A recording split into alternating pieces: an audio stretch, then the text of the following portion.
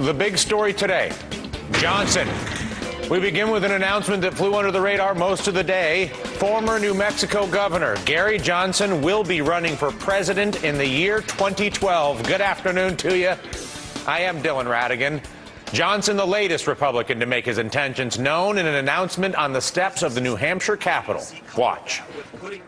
This is the first time I get to say this, but I am running for president of the United States. Well, the libertarian-leaning former governor, perhaps best known for cutting New Mexico's budget and taxes, as well as his efforts to legalize marijuana. In an email to supporters, Johnson highlighted his record of fighting for smaller government and fiscal conservatism and pledged to passionately seek the GOP nod. Now, even without a ton of name recognition, in such a fractured Republican field, you truly never know what might happen. And joining us now is Gary Johnson, the former New Mexico governor and now officially a GOP presidential candidate. He currently runs the Our America Initiative. It's a political group that aims to, quote, enlighten the population about civil liberties, free enterprise, limited government, and traditional American values. And Governor, what do you see that you have in common with the GOP? Well, I think the GOP has always been about the checkbook. Dylan, I happen to believe that only the Republicans are capable of fixing the situation that we're in right now. And why the electorate would give Republicans a chance at this, given that just a few short years ago, Republicans controlled both houses of Congress and the presidency, passed a prescription drug care benefit, and ran up record deficits at that time. I'm not so sure, but I'm under the belief that only the Republican Party fixes this. I'm under the belief that we're on the verge of a financial collapse that would have a basis in the fact that we cannot repay $14 trillion in debt if we're spending $1.65 trillion a year going forward. Yeah. It's interesting. I want to bring something else into this conversation, but stay here. Obviously, you poll very well with what I would call the Ron Paul crowd, libertarians, free enterprise types. There's the CPAC straw poll where you came in third behind Ron Paul and Mitt Romney. Interestingly, you also attract endorsements from the likes of Glenn Greenwald, who I would argue, and it's hard to characterize Glenn, I hate to put him in a box, but he certainly is not a fan of the GOP. He says, and this is Glenn writing on you, one of his hopes for 2012 is that candidates will emerge to take on the red and blue teams, obviously GOP and Democrats. Glenn is keeping an eye on Gary Johnson, a two-term Republican governor of New Mexico who is pro-gay, anti-war, and who could run with a Democrat like former Wisconsin Senator Russ Feingold. There's a fairly quixotic issue mix here where you and I surely agree on too big to fail banks. We agree probably on rigged healthcare monopolies. We probably agree on the war. I'm certainly pro-gay, whatever that means. I'm not anti-gay. I'm not even sure how I'm entitled to have a position on gay, quite honestly. What is confusing to me is how this type of issues, fiscal discipline, true free enterprise, dealing with trade, along with these sort of social views that you have, fit into either political box, Democrat or Republican. Well, that's probably a good thing. And let me just point out the obvious, that this is a contest. This is a contest. Who do Republicans check off as their spokesperson? Well, if you don't give them a choice, if I'm not there, if I'm not one of those names, then maybe they end up checking off a spokesperson that doesn't really represent what it is that they're thinking, and they, to the rest of the world, telegraph a Republican as someone that really maybe is not representing the Republican Party.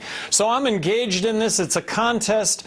I'm thinking I speak on behalf of maybe most Republicans, but I'm putting that to the test. If you were to look at the core issue that underlies what ails this country, it is clearly the dependence on campaign fundraising of both political parties and their dependency on really 6 major industries that fund the vast majority of all political campaigns.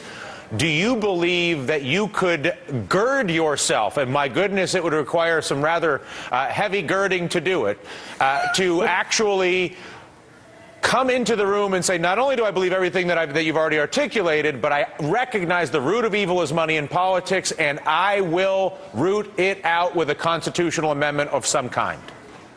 Well, Dylan, what I think is needed is transparency, and part of campaigning is fundraising. So we're hoping to have a successful, aggressive online fundraising campaign. You know, I have no complaints about the system. The system is as it is, and I've been treated really fairly by the system. I have no complaints. I'm believing that we will raise enough money that my voice will actually get heard in this process, and if it gets heard, that's all I can ask for. But wouldn't it make sense to step up and say, listen, we have a corrupt healthcare system, or at least an outdated one. We've got a corrupt banking system. We have all these wars. We have a military-industrial complex to go with those wars. We have a massively inefficient energy. Well, why do we have these things? And it is because of the special interest influence in Washington. So my idea transparency. If let's say Exxon is your big contributor, let's pass legislation that you got to wear an Exxon sticker commensurate with their contribution. Just make it transparent and know that, gosh, we're electing the corporate candidate because his entire jacket is filled with logos, as opposed to someone who doesn't have any logos on at all. Would you make that part of your platform in your presidential campaign? No, I think that sounds a little kooky. I think. I mean transparency. It's my point. I don't mean stickers on our jackets. I mean transparency. Transparency, absolutely. That's what's needed when it comes to campaign finance reform. Right now, you can contribute money to the Republican Party or the Democrat Party, and they can then distribute it to candidates without that link being made, and that link is oftentimes corporate interest, if not more times than not. Look, that link should be established. Oh, speaking of links, we lost our link. No, there you are. You're back, Governor. Sorry, we lost you for a second. Finish your thought.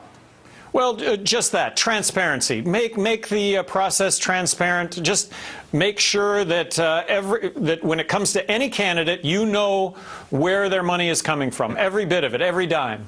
Very quickly on marijuana, how do you reconcile your pro-legalization views, which the trends in this country are clearly with you, at the same time the Republican Party is two-thirds against? You know, I can't think of a more conservative issue than marijuana. For me as governor of New Mexico, everything was a cost-benefit analysis. What are we spending our money on, and what are we getting for the money that we're spending? That needs to take place in the federal government also. What are we spending our money on? What are we getting for the money? And by the way, we're borrowing 43 cents out of every dollar that we're spending.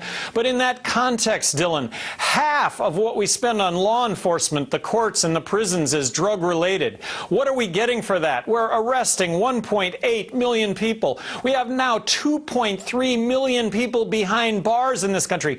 We have the highest incarceration rate of any country in the world. And isn't this the country of liberty and freedom? Well, no, not when it comes to drugs.